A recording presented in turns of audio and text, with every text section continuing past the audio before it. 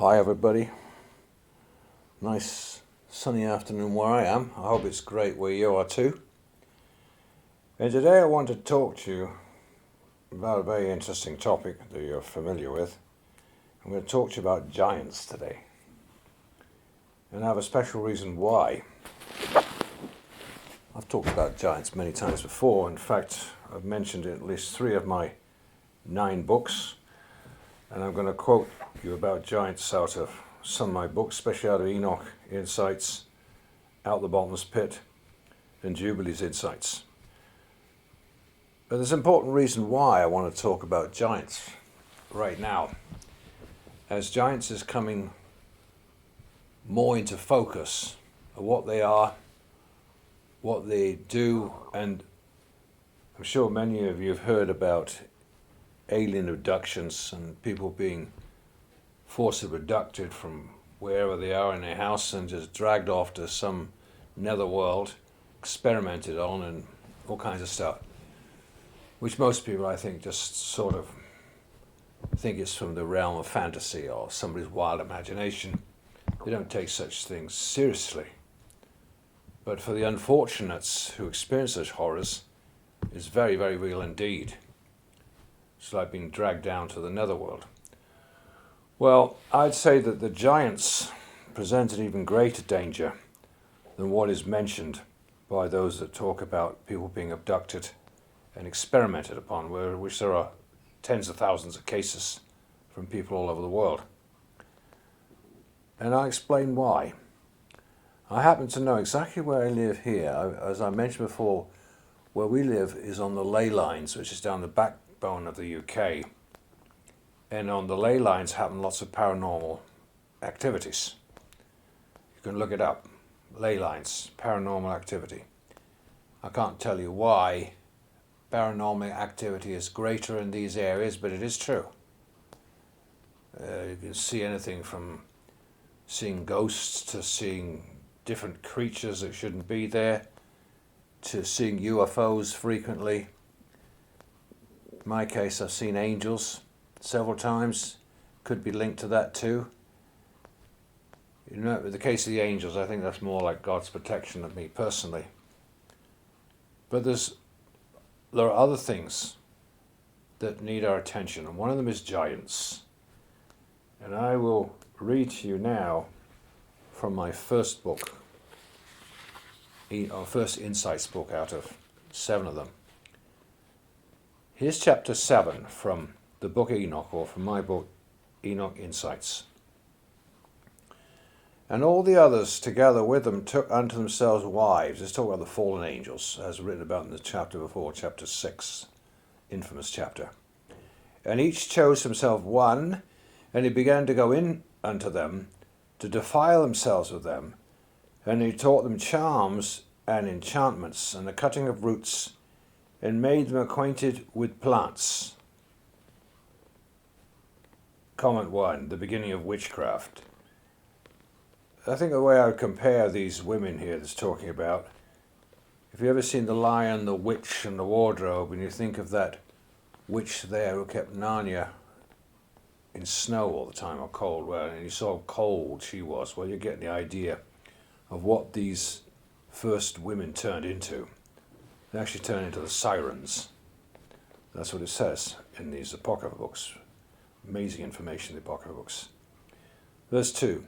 And he became pregnant and bare great giants, whose height was 3,000 ells, who consumed all the acquisitions of men, and when men could no longer sustain them, the giants turned against them and devoured mankind. Now I want to point out more about the giants. We know of some giants in history. I was just reading with my wife today about the story of David and Goliath, the idea of making it a nice story for the grandkids on audio. And we're just reading that story of David and Goliath, and it specifically says that Goliath was about 10 feet tall, or about 4 feet taller than I am. I'm about 5'11", yeah, something like 4 feet taller than I am. And I think, my God, that's some big guy. That's a giant of a guy to have to fight against. But you know that Goliath was more like an enlarged sized human being compared to the giants. And this week, I was actually shocked. I saw a massive skeleton of a giant. And I think this came from Steve Quayle's site. He's the expert on giants, by the way. And he was pointing out to a skeleton found in Kirby in Japan in the 2008 earthquake damage. But it also unearthed this massive skeleton. And you can see it really clearly. It's so big, it's beyond imagination. And I was trying to estimate how big is that massive skeleton under the ground, buried, when it died. And I estimated the skeleton had to be somewhere between 75 and 100 feet tall. Now, to put things in perspective, and that's proven to be real. Unfortunately, what happens when things like that are discovered, quickly the Smithsonian come along and get rid of it. The devil's henchmen, they make sure they can get rid of giant skeletons. Why? Because the skeletons prove that evolution is rubbish. They prove that the paradigm that they use to control mankind of saying, oh, mankind's evolving and getting bigger and stronger all the time. No, he isn't. There's been much bigger things than us before and much more intelligent, much more capable. But they don't want people to know that, so they keep them in one of their paradigms through education and politics and science to keep people believing lies. And one of the big lies is evolution.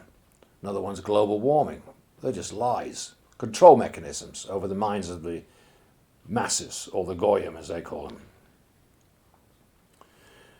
But anyway, the thing is that I saw that video this week and I was amazed by it, and what they said was it's been gotten rid of now. I don't know if you can, I can give you the link, I can show you where it is, but it's difficult to get hold of it now.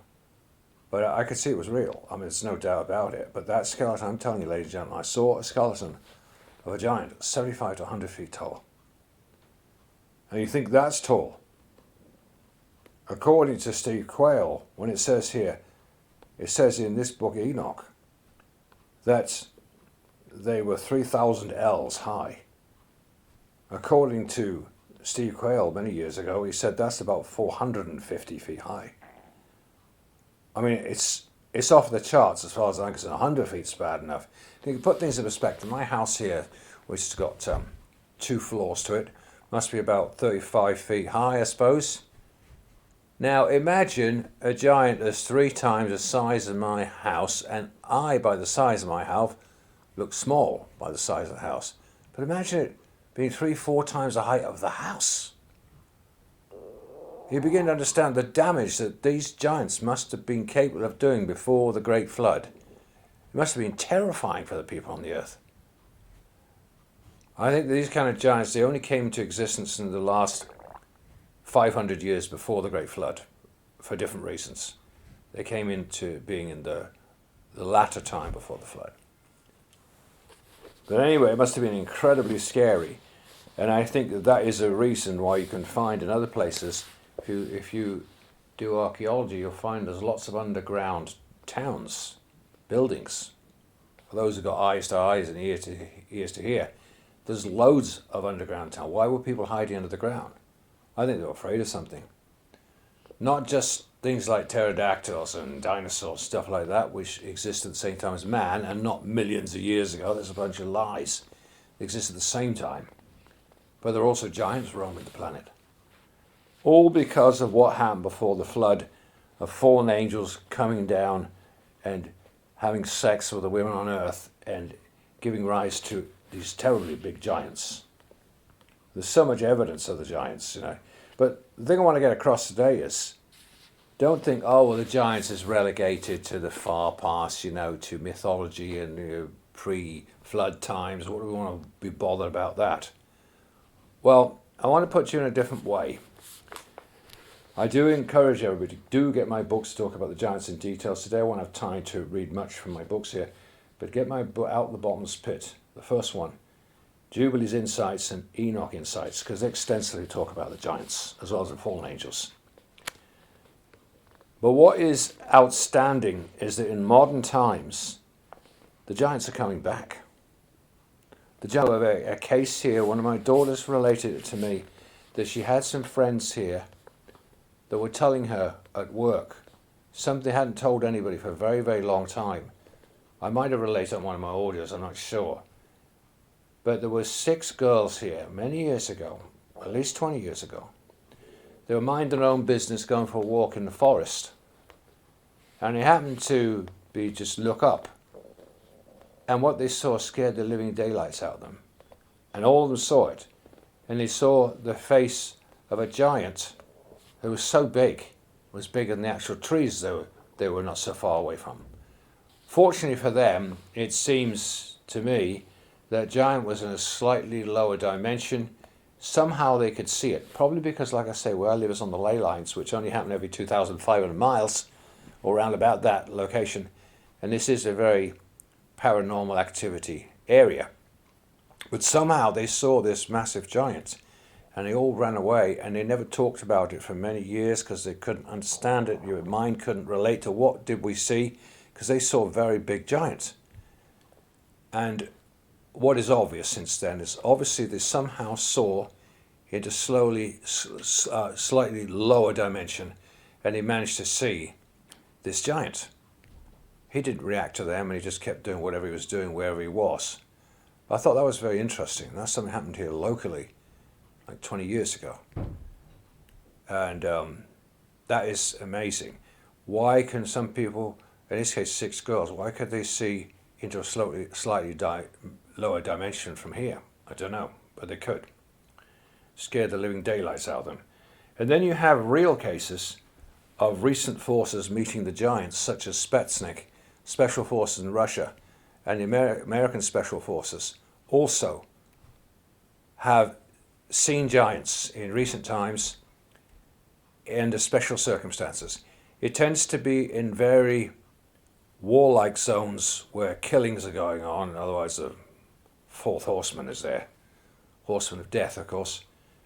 And momentarily it seems like these portals open up, and one of these giant-like creatures comes through and basically just devours whatever's in sight. People, soldiers, it doesn't matter what, refugees, whatever's there outside the portal, grab and devour. And that does not sound very, very safe, does it? Doesn't sound safe. The question is, why is it happening? Another question is, has it happened all through history, or is it accelerating? And we need answers to these questions, because I am convinced that we're going to see more and more of these kind of strange episodes with giants, and not just seeing them as in another dimension slightly lower than our own, but also in the giants getting back into this dimension. I mean, if you understand, I'll read you a little bit today. Just see, look at this from Book of Jubilees. This Jubilees Insights, chapter 10. I called it Demons and the Tower of Babel. And in the 3rd week of this Jubilee, the unclean demons began to lead astray the children of the sons of Noah to make and to destroy them. And the sons of Noah came to Noah their father, and they told him concerning the demons that were leading astray and blinding and slaying his sons' sons. And here's the comment I said at the time. Here we see the beginning of the spiritual warfare beginning after a great flood, when what used to be the giants before the great flood, who had all been swept away at the flood, their spirits became the demons, or the disembodied spirits of the giants, which started to afflict and oppress mankind. Wow. So after the great flood, the demons, who were the disembodied spirits of the giants, were no longer directly oppressing mankind face to face in the physical realm, but more indirectly through the spiritual realm, influencing mankind through their thoughts, feelings, desires, and lusts, and causing mankind to be tempted with perversions, corruption, and violence. The demons also cause contentions between peoples. Many people can see verses 10 to 13 of this very chapter, which show the origins of medicine to combat sicknesses. Notice they are all natural cures by God's angels. In other words, as it says here, would also appear that all diseases and sickness started after the Great Flood, when the earth had become physically very different. No layer of water around the earth to protect it from cosmic rays, or the canopy, which caused the aging of mankind. In studying the book of Enoch and the book of Jasher, which are the books which are mentioned the most about the times before the Great Flood, there's simply no mention of sicknesses at all. Alright, so there's a little taste there from chapter 10 of my book, Jubilees Insights. And I'll read you a little bit here from Out the Bottomless Pit. This is my first book. It says here, Origin of the Giants. According to both Genesis chapter 6 and the Bible and the book of Enoch chapter 6, when the angels of God looked down on the earth and saw the daughters of men were exceptionally beautiful, always written in another place, fit extensions, the angels came down and made love with the women, and thus in their fallen state became the fallen angels. As a result, we are told the giants were created by their ungodly union with human women, who became men and women of renown, powerful gods and goddesses. Many writers see those giants as having been the demigods of the far past, as recorded in both Greek and Roman mythology, as they were half angelic and half human. And these beings would have had great supernatural powers of some sort. Yes, in the first book of Enoch, when God finally wanted to judge these fallen angels and the resultant giant offspring, God instructed his angels to cause the giants to end up both fighting and destroying each other. Book of Enoch 10:9. And to Gabriel said the Lord, proceed against the bastards and the reprobates, and against the children of fornication. Destroy the children of the watchers, fallen angels, from amongst men. Cause them to go forth. Send them one against the other, and may destroy each other in battle. For length of days they shall not have. And this is exactly like the conflicts mentioned in the Greek, Roman, and Egyptian mythology, respectively. And these conflicts are also mentioned by almost every civilization race on earth. The apocryphal book of Enoch, Enoch 15:8. Now the giants who are produced from the spirits and flesh shall be called evil spirits upon the earth, and the earth shall be their dwelling. Enoch 15:9. Evil spirits are proceeded from their bodies because they are born from men, and from the holy watchers is their beginning and primal origin. Enoch 15:11. And the spirits of the giants afflict, oppress, destroy, attack, and work destruction on the earth. Here, and I will add to that, they're cannibals, so they will eat as well. They eat. And these spirits will rise up against the children of men, against women, because they proceeded from them. And there's a lot more in this chapter about the giants. Very interesting. One thing I want to mention about the giants is, I was reading today, as I said earlier, about David fighting Goliath. Now, in that fight, Goliath says to David, I'm going to make you mincemeat, and the birds will be filled with your flesh. But notice that Goliath didn't say, I'm going to devour you. And I found out from others, apparently the giants had to be a certain height before they became monstrous, flesh-eating, human-eating giants or cannibals, right? It's something to do with when they got to a certain height, they could not contain their hunger. They had to eat so much and so quickly in order for them to survive. And that's when they became man-eating, or just devour everything in sight.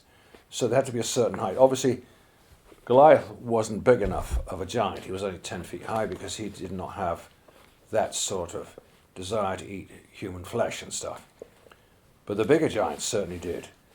And when they weren't devouring each other, yes, they devoured mankind as well. Unfortunately, in the Apocrypha books, that's what they did. But the thing I want to bring out is, don't think these giants are just relegated to mythology and pre-flood times. They exist today, but they're largely in a lower dimension, but they can appear from time to time under the right circumstances. And as I said, I think a lot of the paranormal activities, as you'll clearly see mentioned by other writers, those things are going to appear more and more as the world descends into utter insanity and madness and deviltry and Satanism, as it's currently doing. But of course, you've got nothing to be afraid of. You had Jesus and you believe in Jesus and the Word of God. God's angels will protect you personally. But I want us to be concerned for those in war zones, concerned for those who are in danger zones where these happenings happen, with these portals suddenly opening and these giants coming through and devouring everything in sight. And also, please pray against crazy things that man's doing in science falsely so called, where it's mostly inspired by satanic forces such as CERN. That even the guy who started CERN over there in Switzerland, this atomic bashing collider thing, they said, oh yeah, we're going to connect with other dimensions and maybe something will come through. Not a good idea. What if you open a door where things come through and you can't stop it? What if these giants come through and start devouring everything in sight and you can't send them back? You know, stuff like that. Personally, my conviction is I don't believe the worst things, like things coming out the center of the earth, I personally don't think they'll happen until all light has been extinguished from the planet and God has caused the rapture to happen and God has taken his children home to heaven. Then all hell will break loose, including the opening of the bottomless pit, and all the critters that are inside the earth come outside, and God help the people who are still here on the planet at the time, except for God's mercy.